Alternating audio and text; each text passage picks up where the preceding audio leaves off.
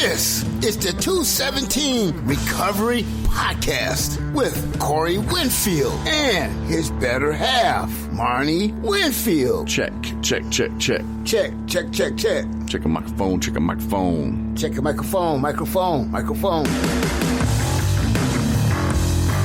May 29th, 2021. My name's Corey Winfield. I'm Marnie Winfield. What is this? 29th.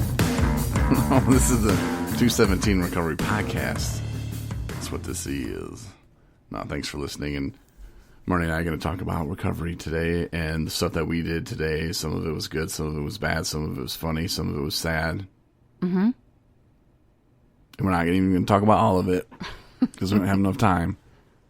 But no, how was your day? How you doing? I'm good. Today was a pretty lazy day for me, which was nice. Those are very few and far between for me. So it was like I didn't have to work.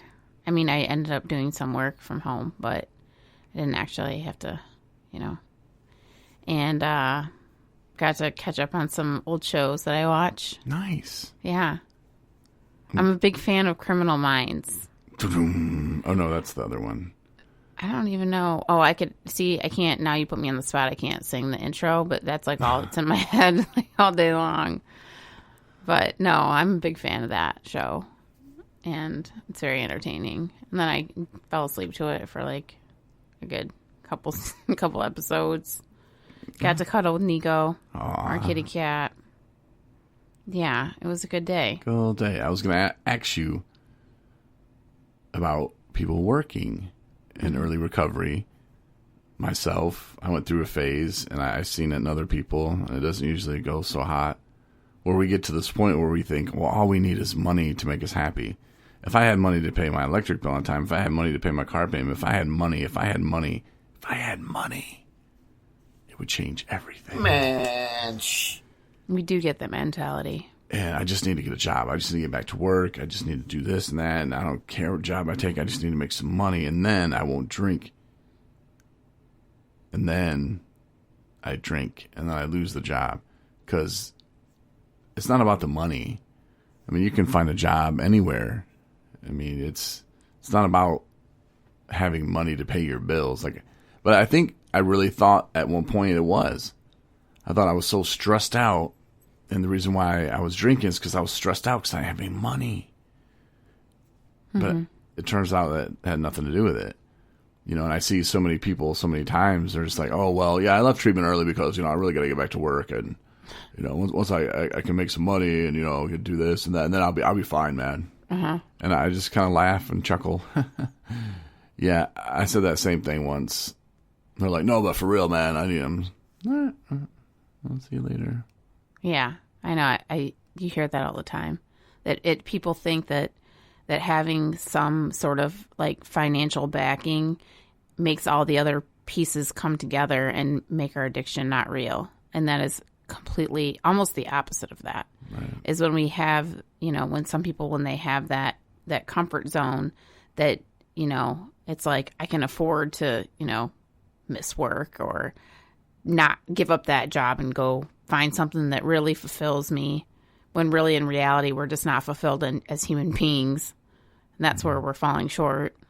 I mean, that's me speaking from experience. I mean, I'm sure there's different situations and what have you, but it's like that was real thing. Is I was convinced that I just didn't like that job, and that's why I didn't care if I lost it or not. But if I had a job that really meant something to me and that, kept me inspired and then for sure, then I would be able to stay clean. But I'm going to catch myself there because there is an element of truth to that. A little piece of it is that it is important to love what you do. Yes. And I say love as in like, you're not like, I'm so excited to go to work every single day of my life. That's not what I'm saying. But to have something that you don't dread going to, and I say this all the time to people, is that you need to find something that you like and that you're good at, and then that you can get through the day, check that off your list, pat yourself on the back for doing a good job, being there, showing up, and you know, and be content. That's I think a good word to use. And oftentimes in early recovery, those jobs don't fall in our lap, but that's okay. You have something to work forward to. You know, if you have to work at the gas station, or if you have to work at the local hardware store, like, take those jobs. Prove to yourself that you can show up, you know, and keep doing that sober. And trust me, the doors will open. Now, sometimes a job will just fall in your lap. Maybe in the line of work you want to do, but the pay is shit. Well, take it, stick it out, and work your way up the ladder. You know, those are ways that you can do it. And the reason why I bring this up is, Marnie, you and I both know that every time we go back out, it gets worse. You know, so say I took the job and I'm working at it. I hate it. I don't go in for 3 days because I'm on a drunk bender. And you know what? I didn't like that job anyway. I was holding out for a different job in radio. And then the next time, it's a different job, different place, but it's worse. And, you know, I think I can control it, but then I can't. And maybe that job I like a little bit more, but it doesn't matter because, you know what? I'll justify it as, well, it's still not the perfect job I was looking for, and I'm still holding out, man. And every time it gets worse. And hearing people talk in AA, this is something that if you go to AA or NA, you know all too well, is our stories are so similar. And what are the things that people have tried, the things that people have done, I can shake my head. Like when you were just saying that a minute ago, I was shaking my head like, yep. I've said all those things. And that's kind of my point here, is to just be very careful and be mindful. And not saying you have to go to treatment. You don't have to go to inpatient treatment, but there's outpatient treatment. Oh yeah, but my work don't look. There's things that you can do. If it's out of control, if you're going down a very slippery slope, it's hard to climb back up. But before you get all the way to the bottom, you can kind of catch yourself for a minute and start the climb there. You don't have to go all the way to the bottom of that hill. Or some say you don't have to keep, you know, digging deeper in the basement and keep digging deeper and deeper. You don't have to. Yeah. Some of us don't have to. I had to. Right. And I'm just trying to say, man, it's not about the paper. It's not about that mad cheddar, yo. No. And I think a lot of people too is, I think in addiction, or in addiction and in early recovery, is we have a hard time being future focused. You know, it's like we're stuck in the now, we're stuck in today, and that's all we see, and it's all we really kind of process. You know, so like the job thing, you know, all you're thinking is like, this is not the job for me. I don't like this job. Well, that may be true, but the forward focus would be, yeah, I don't like this job now. I'm going to go to this job because I need to have a job. I'm going to get through the day, but I'm going to think about, and maybe on my day off or later that evening, I'm going to get on the internet. I'm going to see what else is out there and find another job that suits me instead of just, I hate this job. And then where are we at when we say that to ourselves? We're discouraged. We're disgruntled. We're displeased. We're unhappy. And what do we do when we are those things? We use. So we can't get out of that time, and we lose that forward focus that there is more out there. We just have to put some work into it. And that is for everything. I don't like where I live, you know, or I don't like my relationship, or whatever it is. Nothing is forever. You don't have to be that. You don't have to live how we lived. You don't have to, you know, engage in the awfulness or the repetitive destruction that was our lives. We just did it because that's what we were used to, and we didn't know how to get out of it. It didn't seem, at least for me, it didn't seem like there was any hope for me to get to. And like, good things happen to other people, but not to me. You know, like I'm not gonna be able to find a job that I really like. Well, you're not gonna find a job you really like unless you go search for it and apply and fill out the paperwork to apply. It's funny when people are like, "Yeah, I'm ready to work. I'm gonna find a job." Okay, what are you doing for that? I'm thinking about finding a job. And you're like, you need to actually physically put effort into somebody employing you. I mean, I don't care if you just walk in somewhere and they're like, "Hey, what's your name? You're hired." you at least have to walk into the place. It doesn't just, nobody's going to come knock on your door and tell you that come work for them. So I don't know. It's one of those things where I had a hard time thinking that it could ever happen to me. Good things in general, and the changes that have come to me in my life has been because I've worked for them. For me, I think about a job. I'm trying to take it back to where I was in active addiction and trying to maintain some kind of resemblance of a productive person. And I wish I would have went to Michigan Works or something. I would look online and say, nope. And it was very rare that I would find one that would even interest me. After being in radio for 20 years, I was kind of like, I did some Tool and Die for a hot minute. It was all right. But like, I didn't really know what else I wanted to do. It's not that I'm lazy. Man. But like some jobs, I'm just like, nah.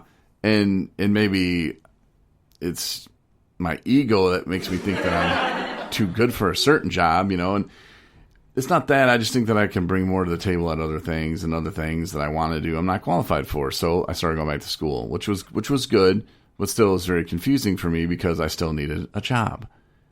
And being kind of stuck in the middle of what to do next, with my foot still in radio and the other foot going to school and the other foot, well, I only have 2 feet.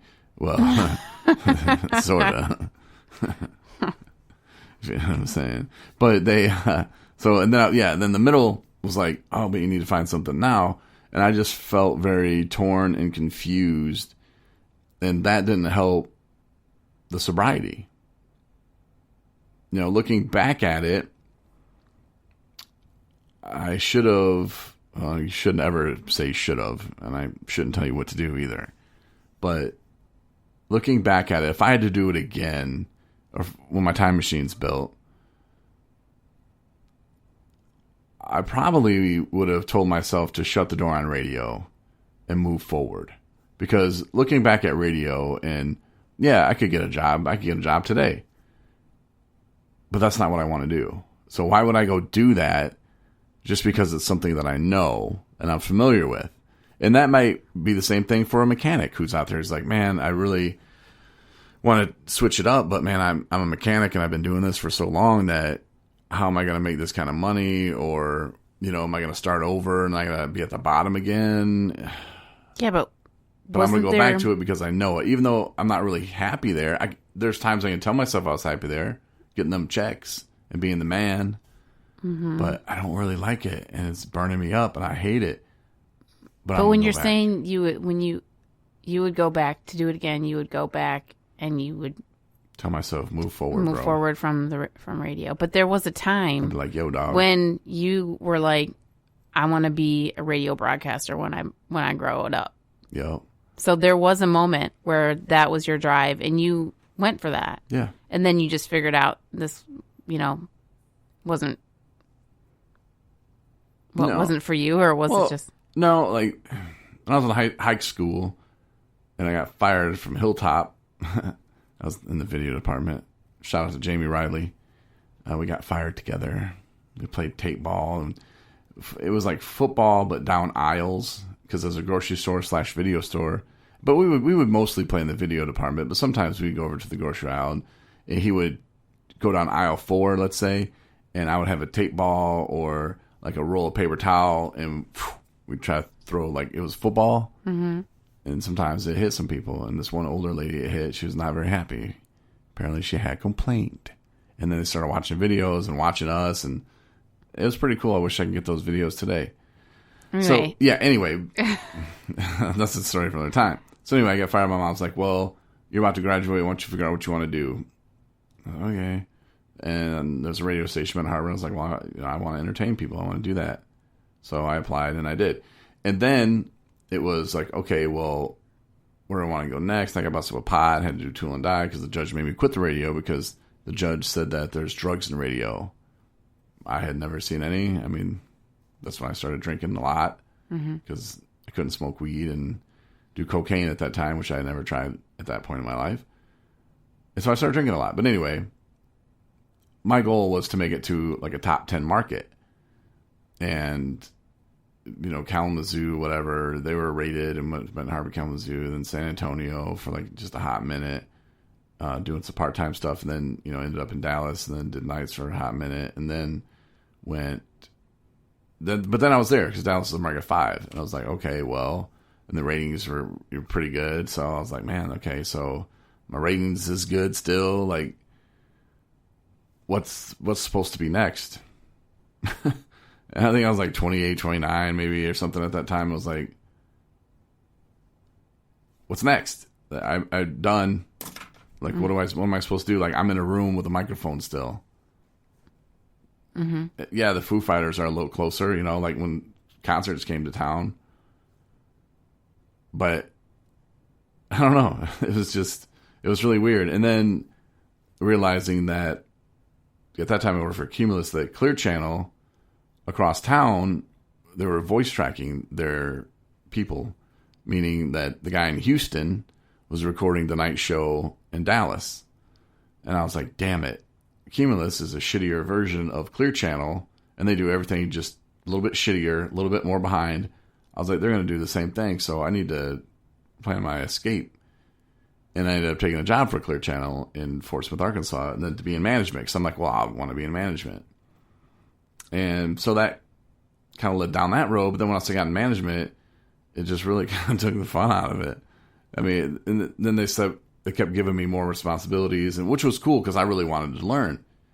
You know, learn how to do the website stuff, learn how to run a promotion. I became promotions director, and then to be out in the community, to be the community director. And, you know, all these titles just brought more money, which was more stress, which I would say caused me to drink, but I was already drinking. Mm-hmm. You know, that was just one more excuse. And yeah, it was stressful. And it was nice to come home, at least at the time I thought, to come home and just numb my mind. And the only way I knew how to do that was drinking. And next thing you know, I'm starting to shake. You know, it's noon. I'm shaking at work. Not good. It's got to be something with the alcohol, because when I drink more, it goes away. And I'm too afraid to tell anybody about it because I don't know what to do. And even though doctors, when I would go to the emergency room, because if I didn't drink, I'd just, like I said, start shaking. I feel really weird. And I kept hearing this commercial. It's like, are you having a heart attack? Does your left arm feel numb? And I'm like, yeah, it does. And like everything he's saying, I'm walking through like, yeah, that's kind of what it is. I'm going to the hospital. I remember I was in the hospital and this doctor came in, and I think I told the story before, but he looked at me and the lady could barely get the IV in me. She's just like, are you okay? You know? And I'm like, yeah, I just didn't take my blood pressure medication, which is true. And the doctor's like, well, your heart feels like it's beating out of your chest, because it is. You can't just stop that blood pressure medication, but I want to talk to you about something else, you know? And it's like, what? How pretty my eyes are? What, you like my dimples? And he was like, no, when was the last time you drank? I was like, oh, yesterday. He's like, how much did you drink? I was like, I don't know, 5th. And he just looked at me like he was shocked. Like, I thought that was normal, that people would drink a 5th a night. Mm-hmm. And he was like, that's a lot of alcohol. How long have you been drinking that? I don't know, every day for a couple of years probably. He's like, yeah, that's not good. He looked into AA, and I was like, no. No, I don't have that problem, man. But he still left me a bunch of literature on it, and you know, he was attempting to reach out, and I don't know why I didn't let it slap me in the face as hard as it should have. Like denial, maybe. The fact that I didn't want to be an alcoholic. I didn't want to be labeled. I don't know if it was the label. I think for me, it was how lax it was presented to me. Like, I think the words they were saying were like serious stuff.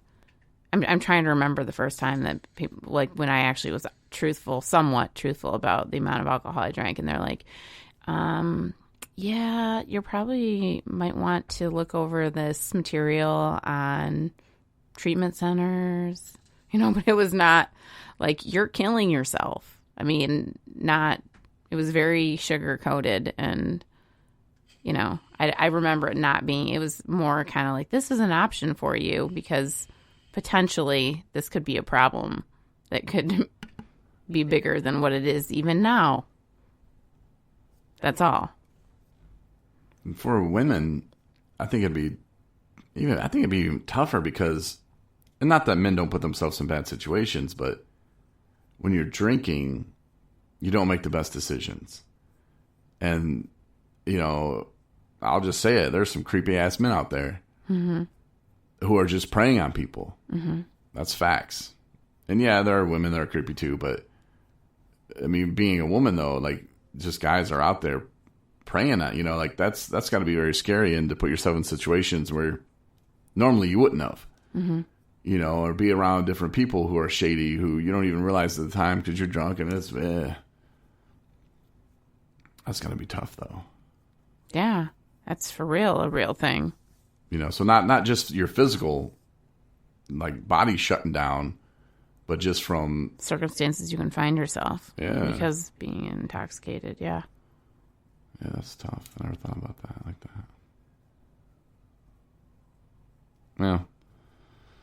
Yeah, so just be careful with the jobs. And if people do approach you with it, and if you're listening right now, you're probably in early recovery, or a family member or a friend.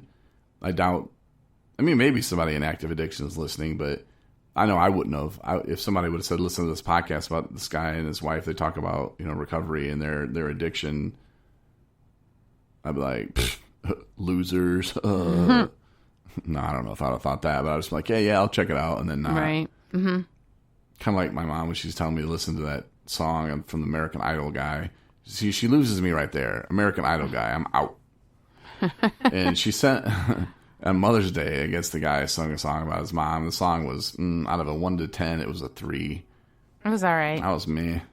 Yeah. That was me at out. So, but she really likes it. So good for her. It's not like the song that you told me you heard on the radio the other day. That you told me about. And you played it. Down by the lake. Yeah. I'll be down by the lake, 60 miles outside of Santa Fe. You want to find me? I'll be down by the lake. Yeah, that's all it says is the same. Like, check that song out. Can't remember the guy who sings it, but it's Down by the Lake. That's the name of the song? Yeah, I think so. It's very inspirational. That's hilarious. You just have to listen to the words. Yeah. If you listen to the words, then it really makes The sense. song's easy to memorize. What's it about? The song is Down by the Lake, where you find me. And you said that was a joke, right? Yeah. Yeah, the song, I should play a little bit of it, but I don't. You should. Nah. But the guy, he put the song out as a joke because I guess he was like a business major or something, and he went to school, but he always wanted to be a singer, and people told him he could sing, and he can sing really well. And so him and his buddies formed this like little band to kind of just mess around, and they recorded a whole album, but you know, it was kind of a joke. And the song, and it was just his take on country music, and it was just repeating the same line over and over and just changing, you know, the way he sings it. And it's pretty incredible though, because if you don't pay attention, like if you just had it on yeah, you'd be like, oh. and you weren't like listening, you would be like, this is a catchy song. And it's really not a song. It's really just the same line over and over. Yeah. It's crazy. I think it's neat. Yeah. Check it out. And somebody actually did another song similar to that, but way more obvious, off of John Mellencamp. Because he has that song, Jack and Diane, whatever. And a line in that song really bugs a lot of people. Soaking on chili dogs, outside the Tasty Freeze. So, which I guess there's some funny memes out there with like John Mellencamp, like, by a Dairy Queen or something, and it was like, don't feed this guy chili dogs. I don't know.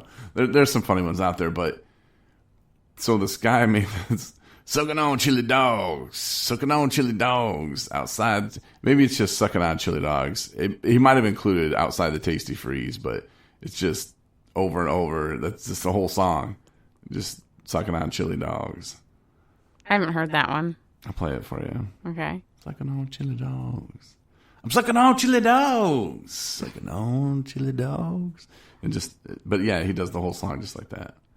But yeah, down by a lake. Or down by the lake. I don't, my phone is over here. Let me check it out real quick. Okay.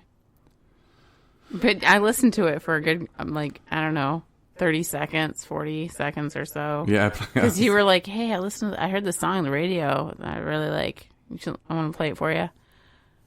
So, and I just, like, finally I was on my phone. I, like, look up, like, is he serious? Parked out by the lake. Okay. Yeah, parked out by the lake. Sorry if you're already looking that up. They're like, damn it, I couldn't find it. Parked down by the lake. There's a lyrics for it. Is there? Yeah. Let's see if it'll pick it up. Oh, this is real low tech. I'm just playing it into the mic from my phone, but. Wait, that sounded good. Sounds good. I'm still parked out by the lake, 80 miles from Santa Fe. And I'm sitting here just parked out by the lake. If you're wondering where I park, I'm out parked by the lake. It's the lake that's 80 miles from Santa Fe. And I'm parked out by the lake, 80 miles from Santa Fe. It's the lake that's parked where I'm at, out by the lake.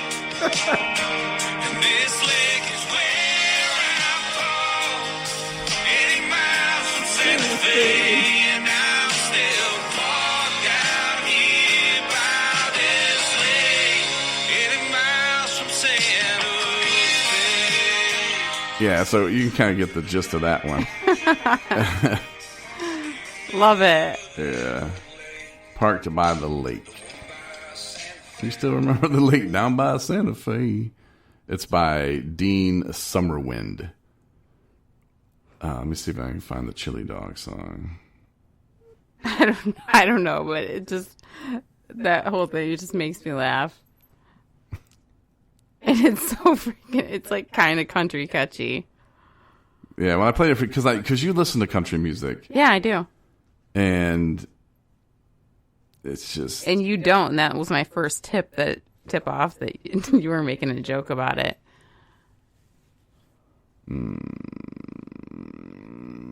Sucking on a chili dog.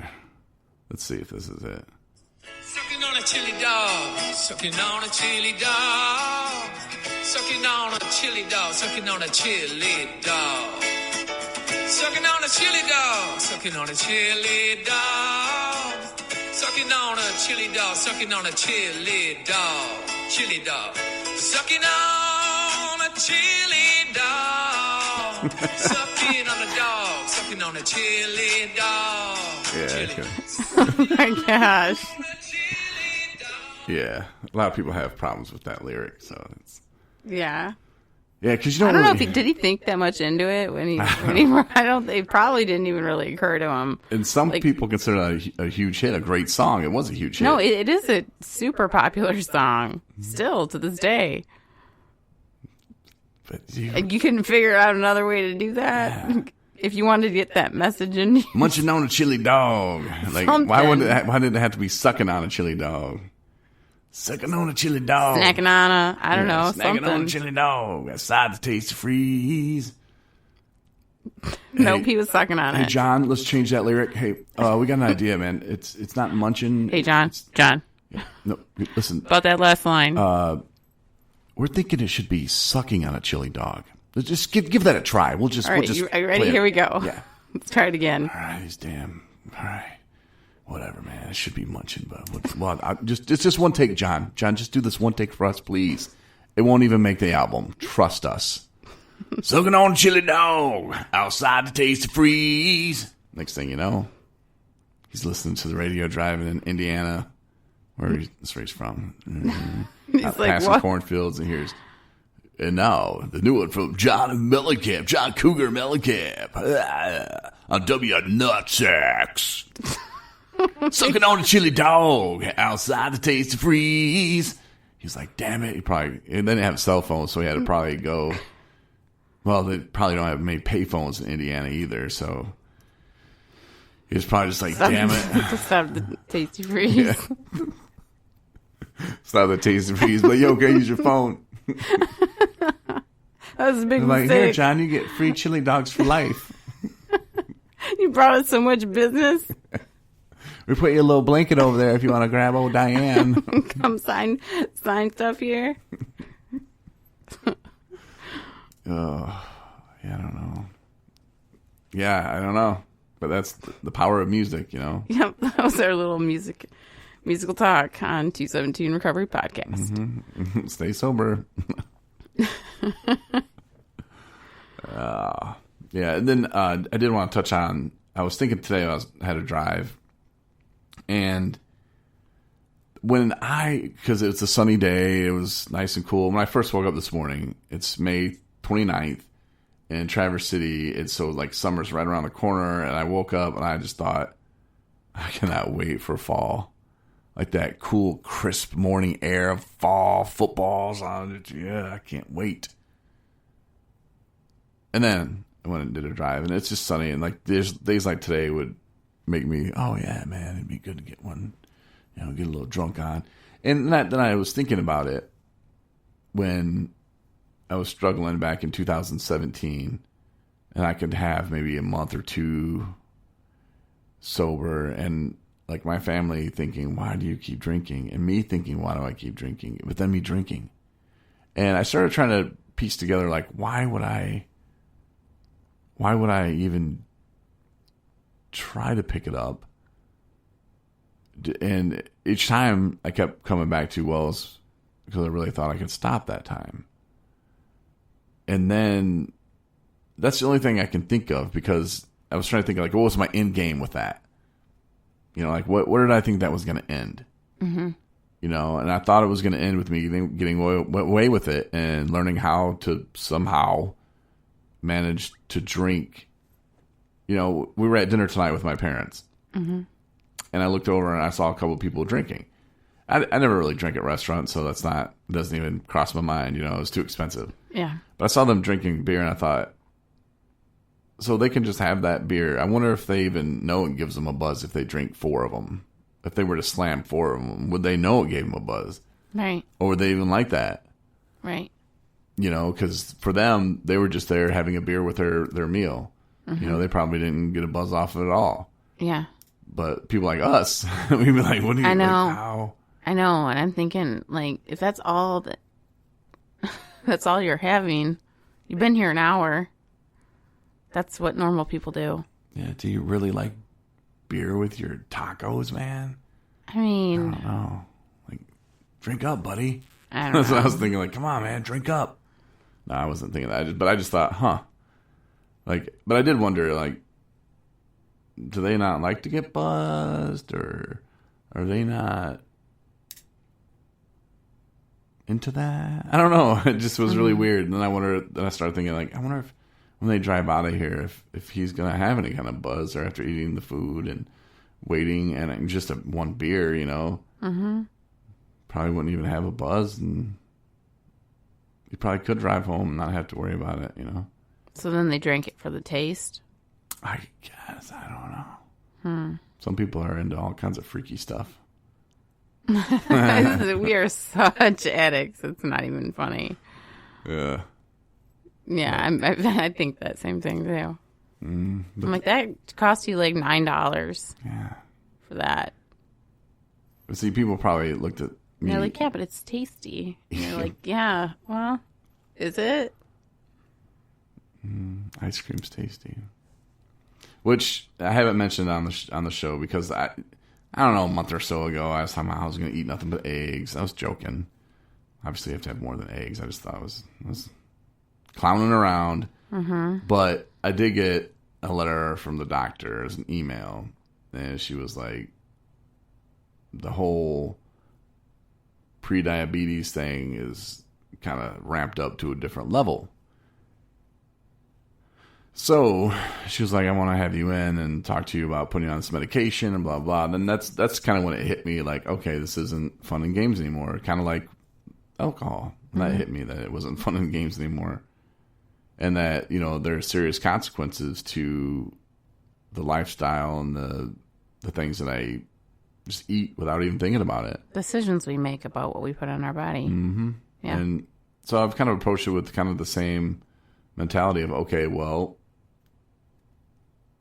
this has to be done. And there's obviously I would like to live as long as I can, but, I would like to have children. I would like to do other things. And sometimes I don't like the way I feel, just physically. I don't like the way I feel. Sometimes I don't like the way I look, and it's like, and shirts and pants keep getting bigger, and I'm like, okay, when's this going to stop? And then I'm like, well, I'm married now. It doesn't matter. but just for my health in general, because I do want to be around for a while, and I don't want to have a toe missing. I don't want to get my leg amputated. Mm-hmm. So I got diabetes, and I wasn't watching it and taking care of it or whatever, however that goes.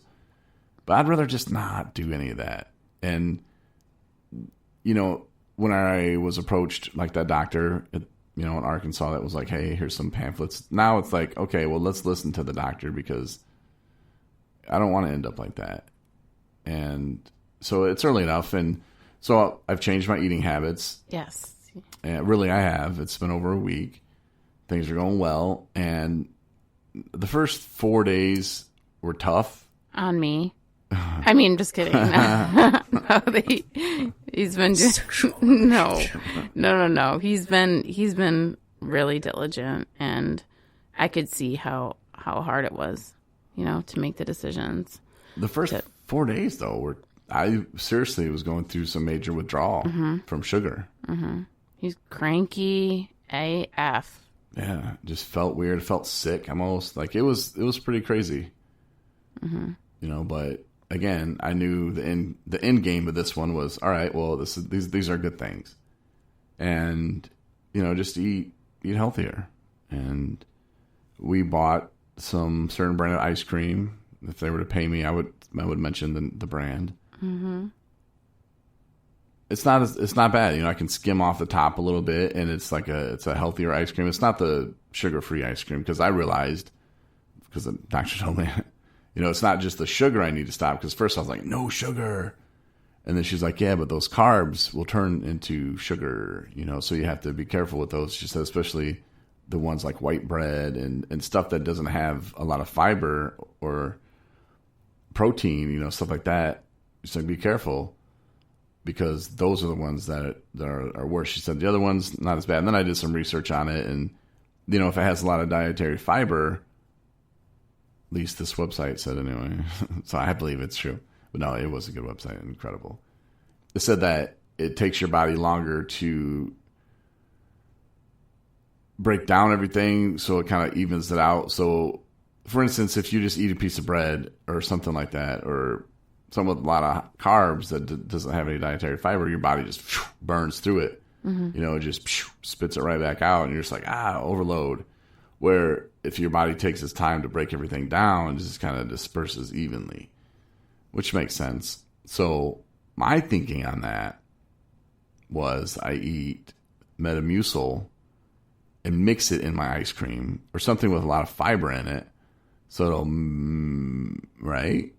Does that make sense? Yeah, no, probably not. Like, what if I'm not a dietitian, but I mean, it's a theory. What hey, if I why covered? Not? Well, I did have the theory of I could eat 28 gallons of ice cream in a row because my body would reject it all. Yeah, you did have that Which I still theory. think could work. But if I coated my stomach with a bunch of like just fiber, just ate fiber right off the tree, just however it comes from, just out in the woods, whatever, just eating fiber, and then ate some ice cream, like my body would break it all down like together, like a blizzard from Dairy Queen. It's all mixed together. This is not a pretty. But with fiber. Probably not. Well, I don't know. I don't know. No, you're not a doctor. I shouldn't be asking you this. Yeah, you shouldn't be. I'm not a doctor either. I don't know if you needed to. He's definitely not a doctor. To hear me say that, but it's said now. I know you might think I was a doctor, but I'm not. No, nobody thinks that. There might have been a couple people. Now we've made it clear though, so we're good. But see, and is that just my addict behavior? Like, I still want it somehow, some way? Well, it's the same thing as us trying to figure out ways that we can drink, ways that we can use and get away with it, because it's going to be different because I'm going to do it this kind of way. Very similar. Very similar. Because they're the same. You know, and they're both bad for me. They both make me grumpy. No, but it's a change that I'm looking forward to, and I realized that I had to frame it different in my own head, you know, to not where, oh, you can't eat a bunch of ice cream, you can't have this, you can't have that, to, well, I don't want that because that might lower my sperm count, or that might, you know, lower my sperm count, you know. Where's your head at? Oh, babies. But I had to reframe it to where, like, okay, well, I'm doing this because of this is what I want. Well, how do I get that? Well, I have to leave this stuff behind. So I'm going to have to keep making babies forever. Surprise. I told you I had a surprise for you at our wedding day. Surprise.